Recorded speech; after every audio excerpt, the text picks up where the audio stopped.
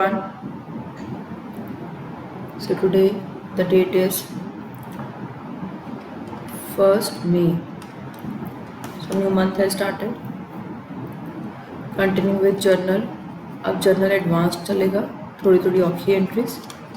So maintain your notes properly because these entries are most frequently asked. ठीक है, पहले कुछ औखी वाली entries करेंगे and then I'll solve a sum with you. I'll be sending few sums to you as well, extra वाले. ठीक है.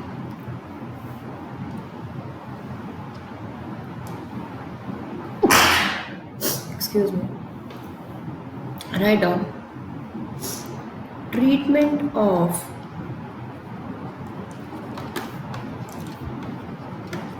expenses paid or incomes received on behalf of others. इसको ना बहुत स्ट्रांगली इमेजिन करना है. Supposedly your business paid commission on behalf of Amit.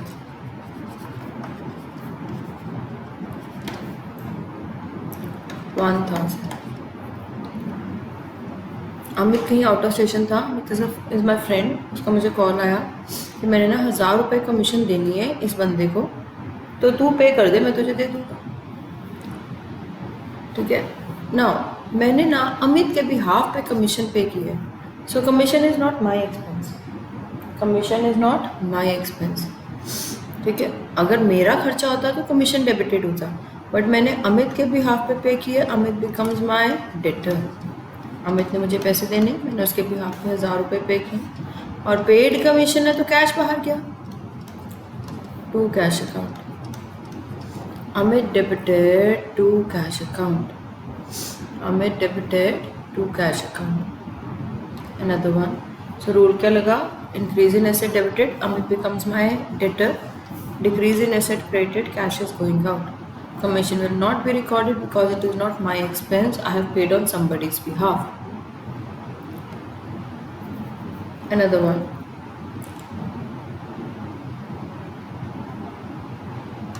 Rahul paid rent.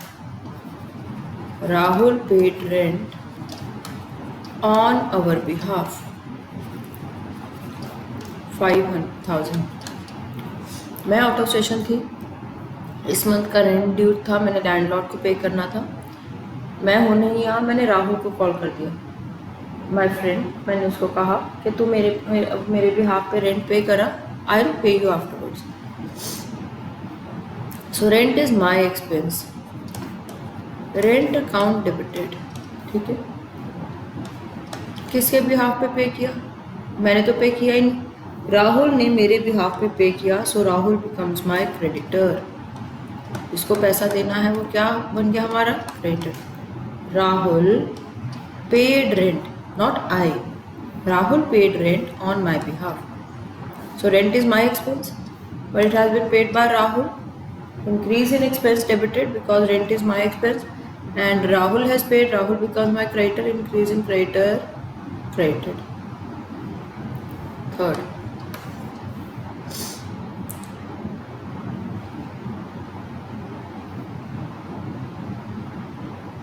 we received interest on behalf of Namit 1000. हमें नमित के बिहाफ पे इंटरेस्ट मिला. Therefore कैश अंदर आया. Cash account debited. But interest is not my income. I have received it on behalf of Namit. Therefore I have to pay it to Namit. Namit मेरा क्या बन गया? क्रेडिटर. इमेजिन करो कोई इंटरेस्ट देके जा रहा है, मैंने रिसीव कर लिया, बट उसने कह दिया ये इंटरेस्ट मैंने नमित के बिहाफ पे किया है तो मुझे नमित को देना है. It is not my income. Increase in asset debited. Increase in creditor credited. Saksham received Saksham received rent on our behalf.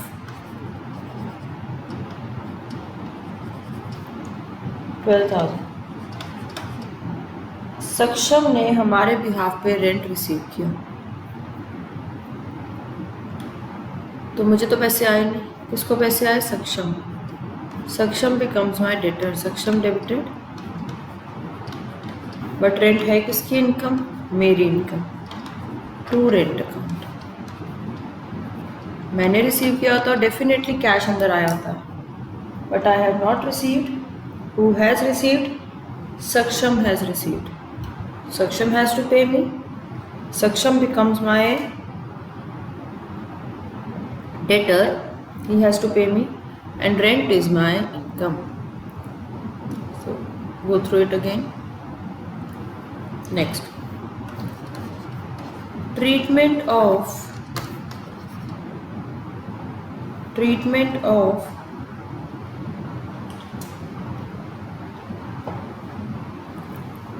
checks in hand. Checks in hand. Word लिखो, checks in hand. ये भी imagination से करो. Imagine what is happening with you as a business. This is accounts and just record it. ठीक है, चलो. Case 1. Checks received and deposited in the bank the same day. Checks received and deposited in the bank the same day. Received check from Radha and sent to bank. 20,000. Radha से check मिला और bank में भेज दिया. राधा से check मिला और bank में भेज दिया. सीधा ही एंट्री क्या होगी? Bank account debited to Radha 20,000. Bank account debited to Radha 20,000.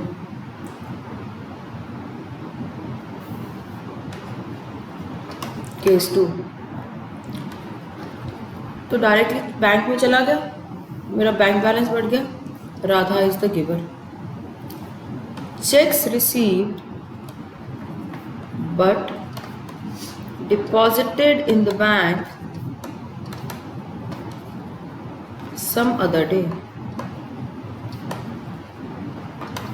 Check मिला पर बैंक में किसी और दिन गया, अगले दिन गया. Day 1. Received check from Mohit 80,000.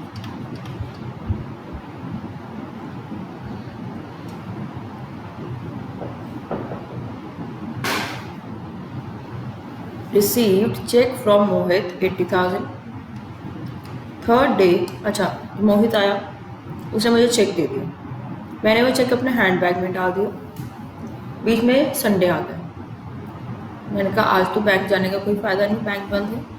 On Monday I went to the bank and deposited.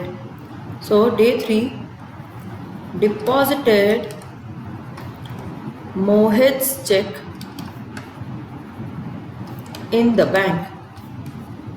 ठीक है, मोहित के चेक को बैंक में संडे को डिपॉजिट कराया. Current day 1. डे 1 को हम ये मानेंगे चेक है और वो मेरे पास है, so treat it as cheque in hand. Cheque in hand. तो क्या एंट्री होगी? Debit what comes in. Cheque in hand account debited. Credit the giver. Cheque किसने दिया? मोहित ने. चेक किसने दिया? मोहित ने. डे 3 मोहित का चेक बैंक में चला गया, बैंक अकाउंट में पैसे आ गए डे 3 को। टू मोहित नहीं लिखेंगे, अब क्या लिखेंगे, to cheque in hand. Increase in one asset debited, decrease in another asset credited, 80,000। ठीक है, so day 1 bank account debited, to cheque in hand. Day 1 cheque in hand debited to Mohit. Day 3 bank account debited to cheque in hand. ठीक है, another one, received check from Sakshi on 30th June 20,000 and deposited into bank on 5th July। 30 जून को क्या entry हो जाएगी, debit what comes in या increase in one asset debited, the cheque which is lying in my purse is my asset, cheque in hand debited to Sakshi 20,000। और 5 जुलाई को क्या होगा, बैंक अकाउंट डेबिटेड, बैंक में चेक चला गया to cheque in hand, bank account debited to cheque in hand. ठीक है जी, चलो आगे।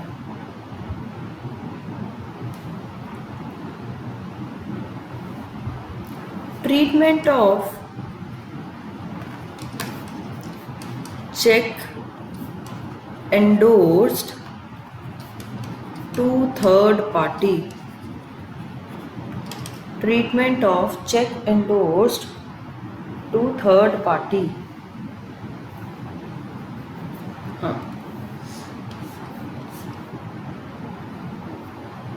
check endorsed to third party, what do you mean by endorsement? Write down,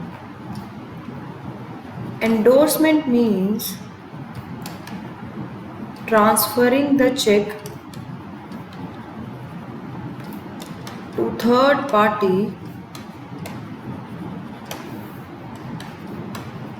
to whom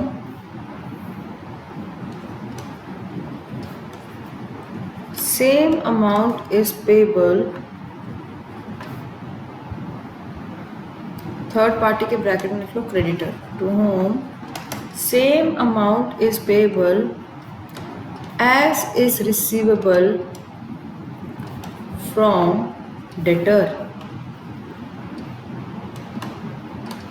means value should be the same। Imagine करो, रमित ने मुझे पैसे देने हैं 10,000, रमित आया, इमेजिन करो we are sitting in the office, Ramit is coming, Ramit gave you a check of 10,000, Ramit has to pay you, so he gave you a check of 10,000। ठीक है, now you are sitting in the office itself, ठीक है ना, evening में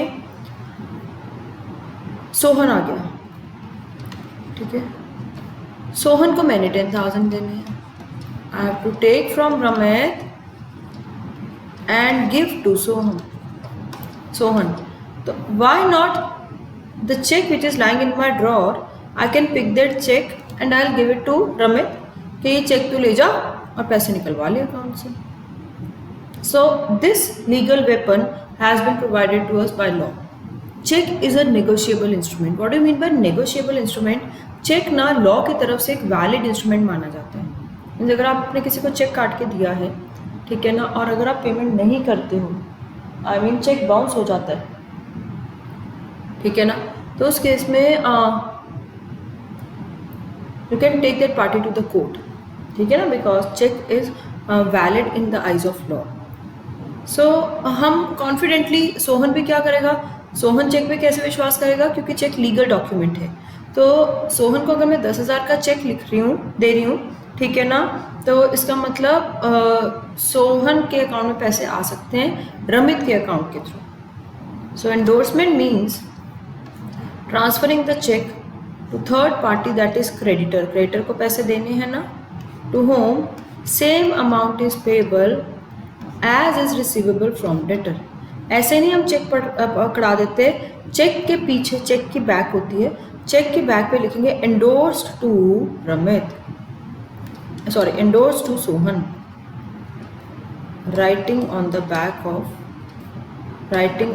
back of cheque, ठीक है, endorsed to Sohan.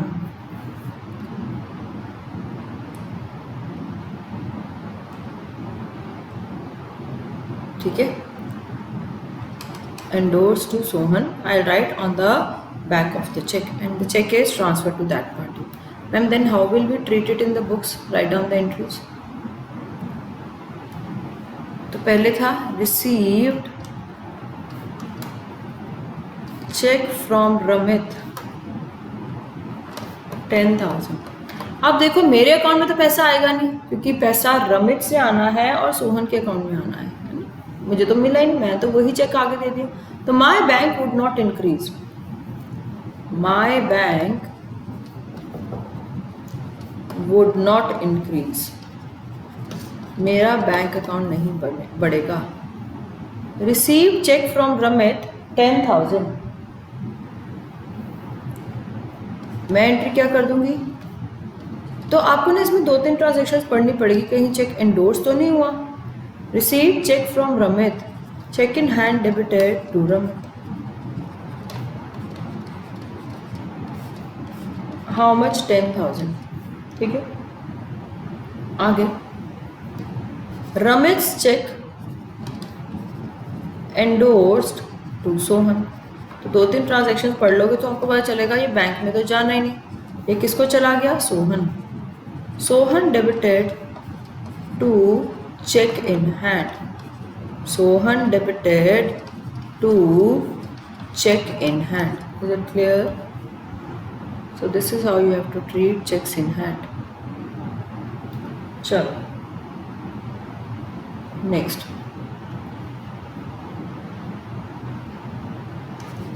treatment of returns। इसमें एक टेक्निकल पॉइंट आ सकता है, return mean sales return and purchases return. ध्यान से 4 ट्रांजेक्शन्स लिखेंगे, फिर देखते हैं इसको कैसे प्रैक्टिकली सॉल्व करेंगे।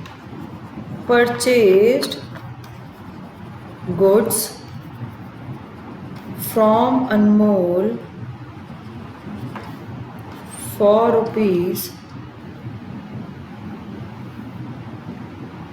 ₹25,000, sold the above goods to Raghav for 30,000। Natural है, अगर मैं 25,000 की गुड्स खरीद रही हूँ और राघव को 30,000 पे बेच रही हूँ तो मैं प्रॉफिट अर्न कर रही हूँ, है ना, क्योंकि प्रॉफिट के लिए तो हम बैठे। Raghav return 1/5 of the goods. अच्छा, 1/5 गुड्स डिफेक्टिव आ गए, राघव ने मुझे वापस कर दिए। मैंने पीछे से गुड्स खरीदे हुए, मैंने फिर आगे अनमोल को कॉल कर दिया, which in turn were returned to Anmol, मैंने वो अनमोल को वापस कर दिया। So we start with the transaction. चलो जी, तो बेसिकली इसमें 4 ट्रांजेक्शन्स बनेंगे। How many transactions? 4। Goods purchased, goods sold, goods returned by the customer to us and we returned the goods to the third party. ठीक है, चलो let's begin.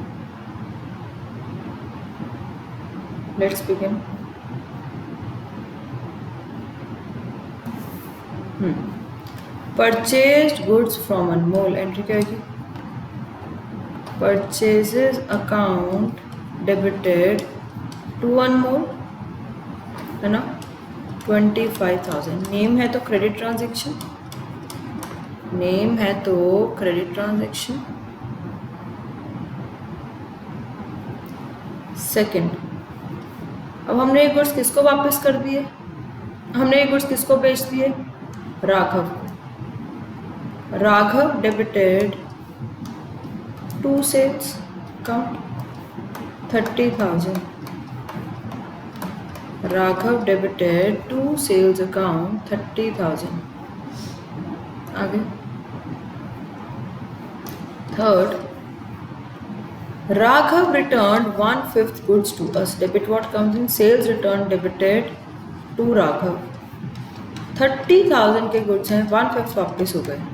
बेटा prefer making entries with the help of rules. Sales return debited कि sales credit है तो sales return debit होंगे. Sales return debited to Raghav which in turn were return to Anmol. तो entry क्या कर दूंगी, Anmol debited to purchases return. Now the problem is what will be the value. बच्चे कहते हैं 6,000 के गुड्स आए, 6,000 के वापस चलेंगे. I disagree, I completely disagree. क्योंकि ध्यान से देखो, हमने गुड्स कितने के खरीदे थे, 25,000 के. हमने कितने पे सेल किए, 30,000. हमें कितने गुड्स वापस आए, 6,000 के. तो हम कितने वापस करेंगे, कितने पे वापस करेंगे, 5,000 पे. Ma'am how you apply your unitary method. Unitary method कैसे अप्लाई होगा, cost price is different and selling price is different, and what we need to calculate is selling price. तो unitary method mathematics का होता है. If selling price is, कितनी थी इन goods की selling price, 30,000. Then cost price is 25,000. If selling price is 1, then cost price is 25,000 divided by 30,000. ठीक है. If selling price is 6,000, then cost price is 25,000 divided by 30,000 into 6,000. 6,000 थी ना selling price.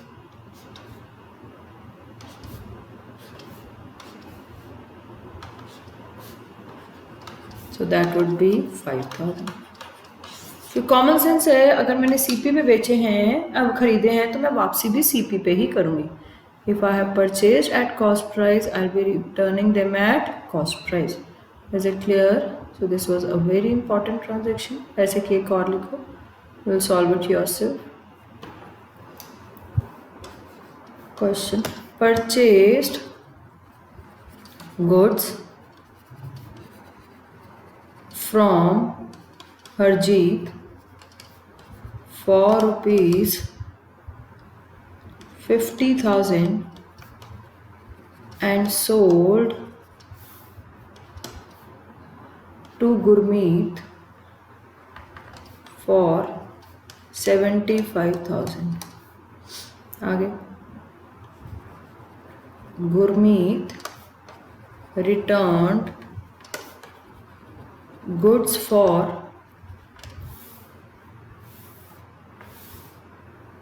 Gurmeet returned goods for 7,500, which in turn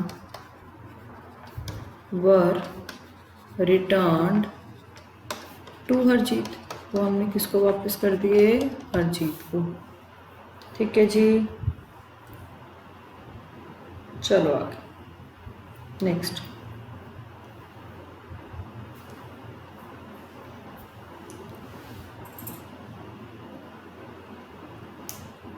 treatment of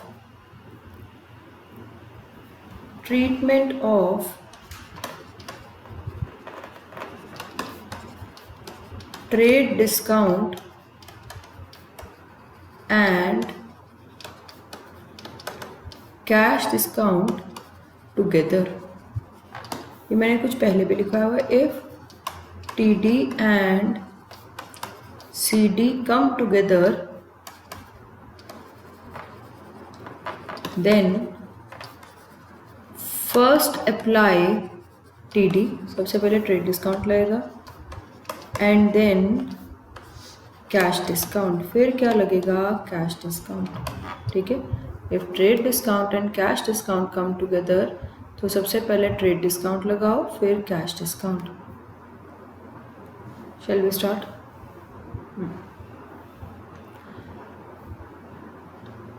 Purchased goods from Aditi for 1 lakh, trade discount 10%, cash discount 5%. We paid 3/4 amount to Aditi. Problem क्या आई कि हमने सारे goods उधार पे नहीं खरीदे, 3/4 के पैसे दे दिए और बाकी के पैसे नहीं दिए। तो write down big note, CD will be applied only on amount paid। CD किस पे लगेगा? सिर्फ अमाउंट पेड में, ठीक है। करें ट्रांजैक्शन स्टार्ट। चलो, अगर मैं एंट्री बनाऊँ तो एंट्री कैसे बनेगी, ध्यान से देखना। गुड्स खरीदे हैं, परचेजेस अकाउंट डेबिटेड टू, जितना कैश पे कर दिया टू कैश अकाउंट, उसी पे ही डिस्काउंट लगना है। और cash debit, discount debit, if cash credit, discount credit. और जितना मैंने अदिति को पे नहीं किया, Aditi becomes my creditor to Aditi. जितना मैंने अदिति को पे नहीं किया, अदिति बिकम्स माय क्रेडिटर, ठीक है। 1 लाख के गुड्स हैं, 1 लाख के गुड्स हैं। ट्रेड डिस्काउंट तो सीधा ही माइनस कर दो, because we don't have to show. After deducting trade discount show the value in purchases, ये पहले भी कराया। After deducting trade discount show the value in purchases, ठीक है। चलो अब ध्यान से देखना, 90,000 के गुड्स हमने खरीदे, 3/4 पे किया एंड 1/4 पे नहीं किया। 90,000 का 1/4, 22,500 तो मैंने पे ही नहीं किया, उस पर डिस्काउंट भी नहीं लगेगा, वो तो डायरेक्टली अदिति में लिख दो। कहाँ लिख दो? अदिति में। I haven't paid, so Aditi is still my creditor for 22,500। Then how much I have paid? 90,000 minus 22,500, so I have paid 67,500। 67,500 I have paid, ठीक है। उस पर लगा दो अब कैश डिस्काउंट। कितना है कैश डिस्काउंट? 5%। तो 67,500 का 5% is 3,375। 3,375 is the discount amount minus 6,7,500. This is the most technical transaction of the chapter, but again very important आती होती है, इस पे ध्यान से करो। 64,125, 1 लाख के गुड्स हैं, 10% ट्रेड डिस्काउंट माइनस कर दिया, 90,000 परचेजेस में डाल दो। 90,000 में से 3/4 पे किया हमने, 1/4 पे नहीं किया। 90,000 का 1/4 अदिति में क्रेडिटर में डाल दो। 90,000 का 3/4 कितना बचा? 67,500। 67,500 पे 5% डिस्काउंट में डाल दो। 67,500 में से डिस्काउंट माइनस करके बाकी कैश में डाल दो। 64,125। Is it clear? चलो एक और ऐसे क्या करते हैं, ऑटोमेटिकली जब ये कर भी लेते हो ना, just tallying your entry whether the total is tallying और not. Another one, sold goods to Mukesh for 2 lakh, trade discount 20%, cash discount 10%, ठीक है। Mukesh paid half of the amount, ठीक है, उसने हाफ पैसे दिए, हाफ नहीं दिए। जितने पैसे दिए, डेबिट व्हाट कम्स इन या इंक्रीज इन एसेट डेबिटेड, उस पर क्या लग जाएगा डिस्काउंट। बेटा डेबिट क्रेडिट का ध्यान रखना, अब सेल है, ठीक है। Mukesh becomes my debtor, solve these transactions two times, very very important, to sales account, ठीक है। चलो, हाँ जी, 2 लाख के गुड्स हैं, 20% ट्रेड डिस्काउंट सीधा ही माइनस कर दो, 1,60,000, ठीक है जी। Coming over to the working note, working note पे आओ। 1,60,000 की सेल हुई, हाफ अमाउंट पेड है, हाफ अमाउंट नॉट पेड है। 1,60,000 का हाफ 80,000 पेड है और 80,000 नॉट पेड है। जितना पेड है उस पर क्या लगाना है, 10% CD, है ना। चलो वैल्यूज डालो, let us put the values.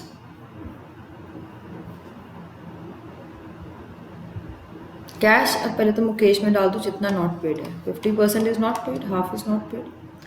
जितना पेड है उस पर डिस्काउंट कितना गया,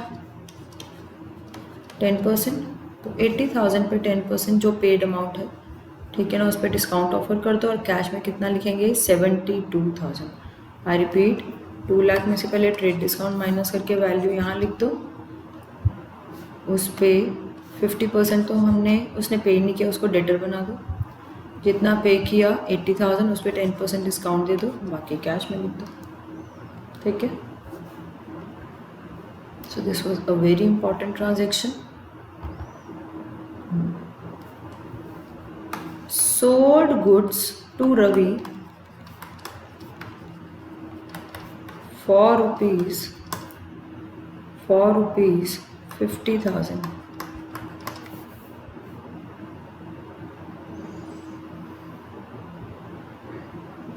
Trade discount 10%, cash discount 10%. Ravi paid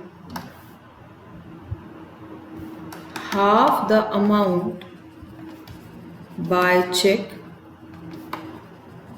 and half by cash. अब चाहे पेमेंट चेक से हो चाहे कैश से हो, दोनों पे ही CD लगेगा, दोनों पे ही CD लगेगा। अच्छा, इसका मतलब इसमें रवि डेटर बनाएंगे, नहीं बनाना, सारी ट्रांजैक्शन पे ही दोनों डिस्काउंट्स मिलेंगे। कैश अकाउंट डेबिटेड, चेक भी आया, देखो बैंक अकाउंट डेबिटेड, पहले एंट्री लिख लिया करो, बाद में वैल्यूज डाला करो। Discount account debited to sales account, ठीक है। Cash account debited, bank account debited to sales account. 50,000 के गुड्स हैं, 10% ट्रेड डिस्काउंट माइनस कर दो, कितनी वैल्यू आई, 45,000। मुझे सारे पैसे दे दिए तो इसी पे ही 10% डिस्काउंट लगा दो, कैश डिस्काउंट। 45,000 में से 4,500 तो डिस्काउंट ऑफर कर दिया, बाकी कितना रहेगा, 40500। हाफ का उसने कैश दे दिया, हाफ का चेक, हाफ कैश दिया और half cheque. Very very important transactions for today, ठीक है। So treatment of trade discount and cash discount simultaneously along with application of cash discount only on the portion of cash paid and cash received, ठीक है। चलो, treatment, last treatment for today, treatment of profit on sale of goods and profit on, profit या loss भी हो सकता है, sale of goods and profit और loss on sale of assets, big note लिखो, while profit or loss on sale of goods is not recorded separately, is not recorded separately, इसको अलग से रिकॉर्ड नहीं करते, but profit or loss on sale of asset will be recorded separately.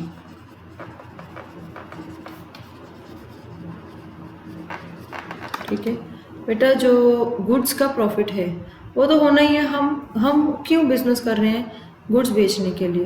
तो goods पे अगर profit है वो अलग से बार बार नहीं रिकॉर्ड होगा कि आज जो ट्रांजेक्शन हुई उसका प्रॉफिट अलग निकालो, कल जो ट्रांजेक्शन होंगे उसका प्रॉफिट अलग निकालो, 10 डेज के बाद जो ट्रांजेक्शन होंगे उसका प्रॉफिट अलग निकालो, नो। ठीक है ना, प्रॉफिट और loss on sale of goods is not recorded separately, ये बीच में ही ऐड हो जाएगा, but profit or loss on sale of asset will be recorded separately, will be recorded separately. How? करें, write down.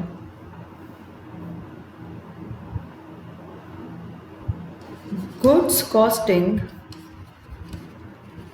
10,000 sold for 12,000, सीधा ही entry क्या हो जाएगी, cash account debited to sales account, how much, 12,000, goods costing 10,000 sold for 12,000, सीधा ही entry क्या हो जाएगी, cash account debited to sales account.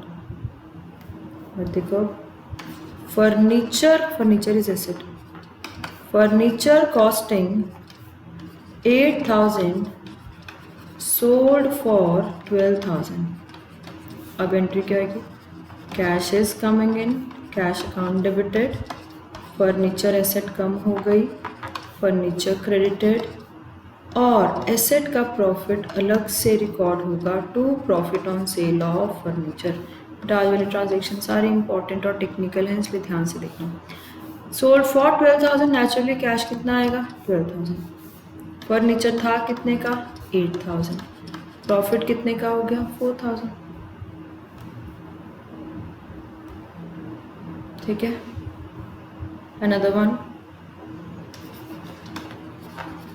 building costing, building is asset, 1 lakh sold for 80,000, 80,000 पे बेचे, cash is coming in, cash account debited, कितने की बेची, 80,000, building is going out, to building 1 lakh, हमें इस बार क्या हो गया, loss on sale of building, पूरा लिखेंगे, loss on sale of building debited, how much, 20,000। ठीक है, so asset profit loss, asset profit और लॉस रिकॉर्डेड सेपरेटली। ठीक है,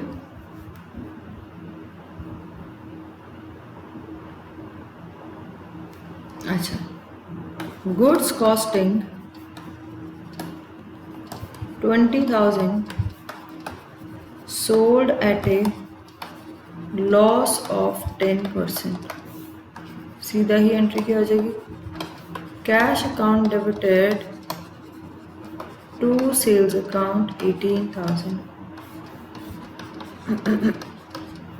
cash account debited to sales account 18,000. Is it clear? So these were all the transactions for today. So do them very thoroughly. They are very important. Okay, and I'll be sending you an assignment for the questions. ठीक है, वो भी practice करोगे आप, और वो मुझे ये लेक्चर सुनने के बाद सॉल्व करके सबमिट कराओगे by tomorrow afternoon. Is it clear? Thank you. Have a nice day.